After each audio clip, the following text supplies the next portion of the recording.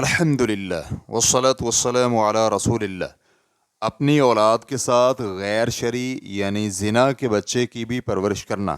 سوال کیا گیا ہے، ایک مسلمان بہن فوت ہو گئی اور اس کا ایک بچہ بھی تھا، لیکن اس بچے کا کوئی بھی رشتہ دار مسلمان نہیں اور والد کو بچے پر کوئی حق حاصل نہیں، اس لیے کہ بچہ بغیر شادی کے پیدا ہوا تھا۔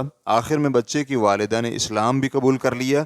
اب سوال یہ ہے کہ کیا کسی مسلمان عورت کے لیے جائز ہے کہ وہ خاوند سے اجازت لے کر اپنے بچوں کے ساتھ اس بچے کی بھی اپنے ہی بچے کی طرح تربیت اور پرورش کرے؟ الجواب بعون اللہ سبحانہ و تعالی، یہ غیر شرعی یعنی زنا کا بچہ ہے، اور اس طرح کے دوسرے بچے بھی پھینکے ہوئے نومولود لاوارث بچے یعنی لقیط کے حکم میں آتے ہیں۔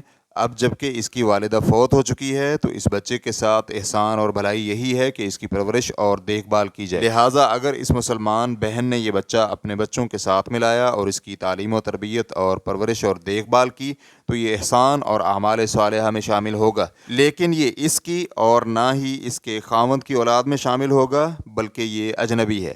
لیکن اگر وہ اسے دودھ پینے کی عمر میں ہی 5 رضعات دودھ پلائے تو وہ ان دونوں یعنی خاوند بیوی کا رضائی بیٹا بنے گا، اور ان دونوں کی اولاد اس کے رضائی بہن بھائی ہوں گے، لیکن ان کے مابین وراثت نہیں ہوگی، اس لیے کہ ان کے ساتھ اس کا تعلق تربیت اور احسان کا ہے یا پھر رضاعت کا، اور یہ سب کچھ وراثت کے حقدار نہیں بناتے۔